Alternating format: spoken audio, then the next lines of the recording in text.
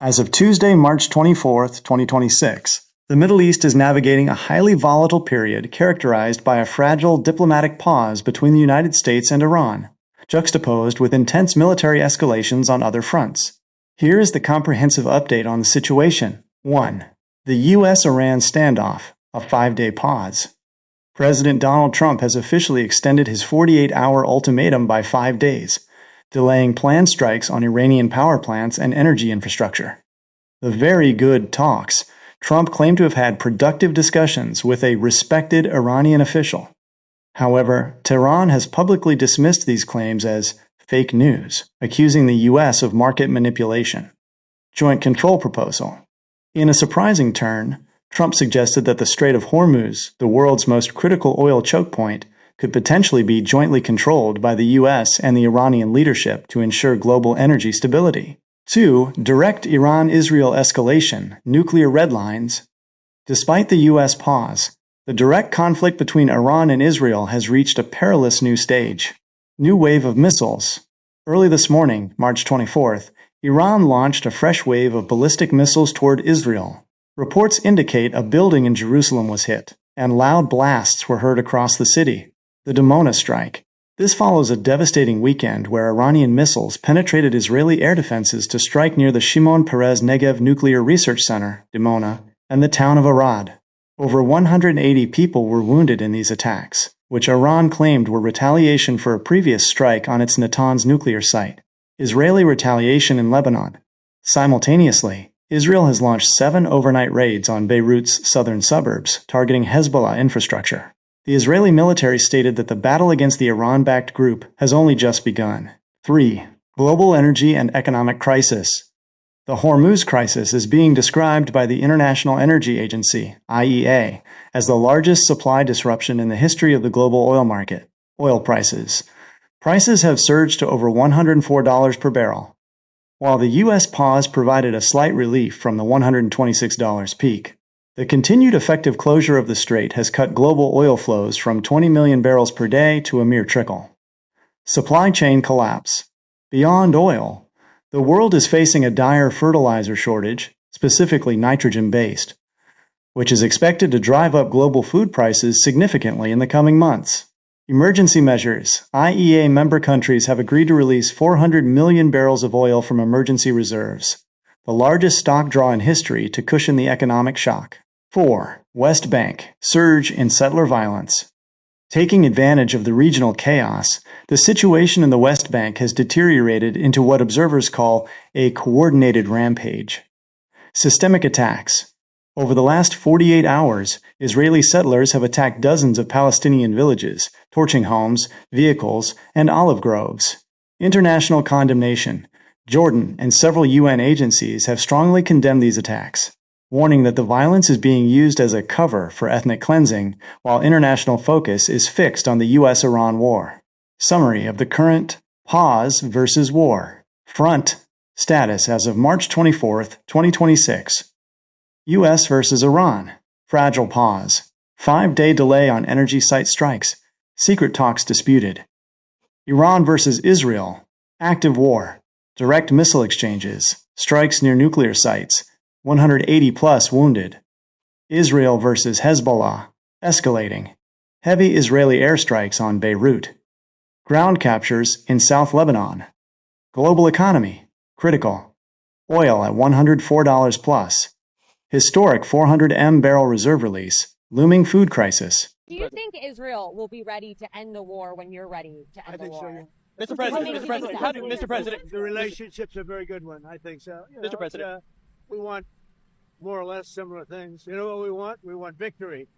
But, I may have a plan or I may not, but how would I ever say that to a reporter? If I said that to a reporter, Marco would say, please, sir, let's bring you over to the helicopter immediately. Right? No, I can't tell you that. Mr. President, when do you expect the next round of talks to take place? They take place almost every day. You said that the war was militarily won in Iran? What did you mean by that? You said the war was militarily won in Iran. What did you mean by that? Oh, I think we won. We've knocked out their Navy, their Air Force. We've knocked out their anti-aircraft. We've knocked out everything. We're roaming free. From a military standpoint, all they're doing is clogging up the strait. But from a military standpoint, They're finished. So how much longer should the American people expect? The Strait of Hormuz is a simple military maneuver. Very simple. Yeah, but what did you mean by that? It's a simple military maneuver. It's relatively safe, but you need a lot of help in the sense of you need ships, you need volume. And NATO could help us, but they so far haven't had the courage to do so. And others could help us, but, you know, we don't use it. You know, at a certain point, it'll open itself at a certain point. But we've defeated the enemy, and they are an enemy. They're a sick group of people.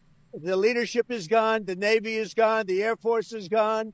The anti-aircraft equipment that they have, the radar they have is all gone. Everything's gone. It would be nice if the countries, including China, if the countries that use it, China uses it 90% of their energy. Japan is 95% of the energy. It would be nice if those countries would get involved. What did you call it? I thought she did a good job yesterday.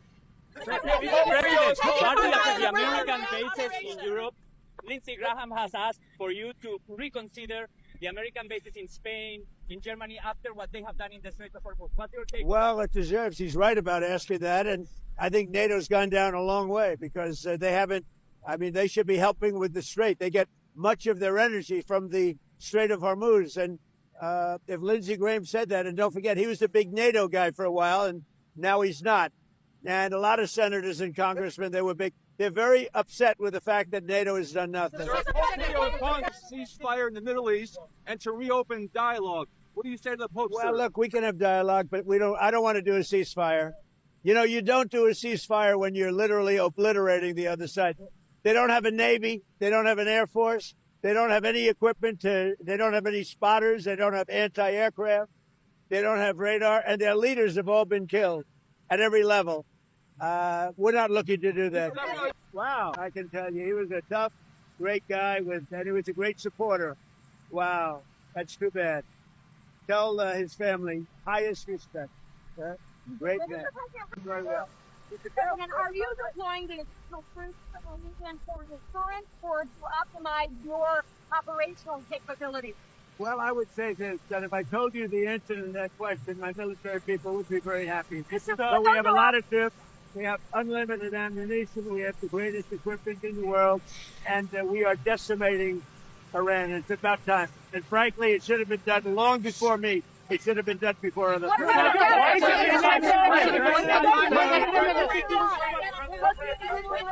Polls have shown that MAGA is essentially unified behind you as a Republican for the Trump.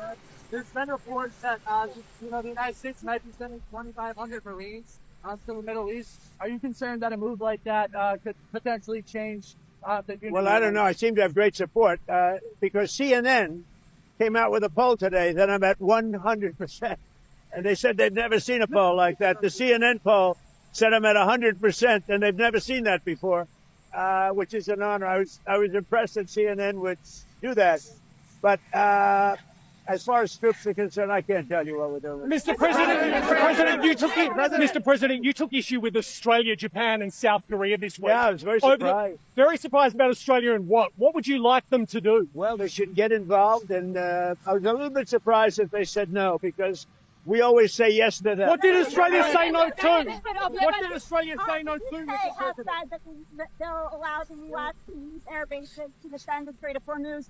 What's your response to that? Well, it's been a very late response in the UK. Surprised because the relationship is so good, but this has never happened before.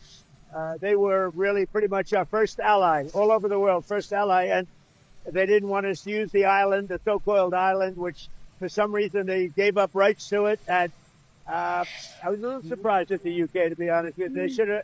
They should have acted a lot faster. Have you spoken with the Prime Minister? I have. They should have acted a lot faster.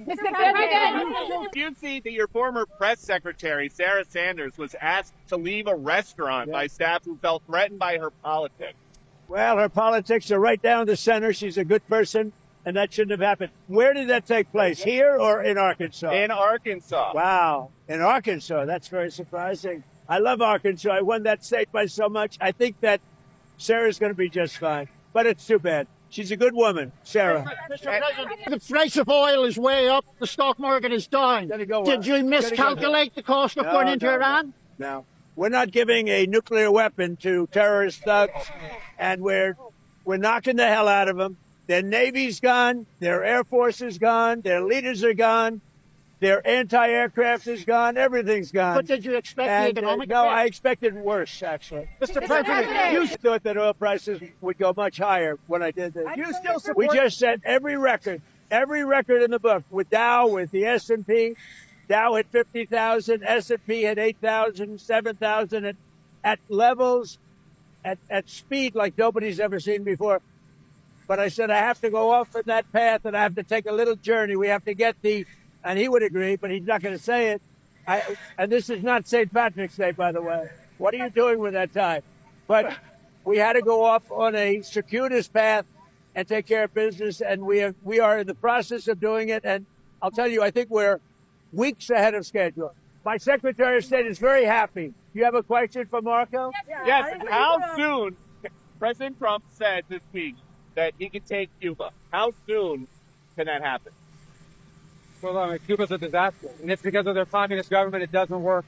So I don't have any news for you on that today, other than that's been going on for 6 or 7 years. They're a disaster. It's the worst it's ever been. And what are you guys hearing from your Senate colleagues about the chances of the Save America Act passing? Well, it seems to be doing okay. It's voter ID. You have to have citizenship to vote. And I'm hearing very good things. I mean, I was hearing negative things because the Democrats are all against voter ID. They're all against citizenship to vote. They're against transgender. You know, they like the transgender thing with mutilization of your children. All of the things that we talk about. You know, we added two little elements. No men in women's sports, right? You know that. We added that. And when you add them all up, whether you take 4 or 5, I think they're all 95 to 99% issues.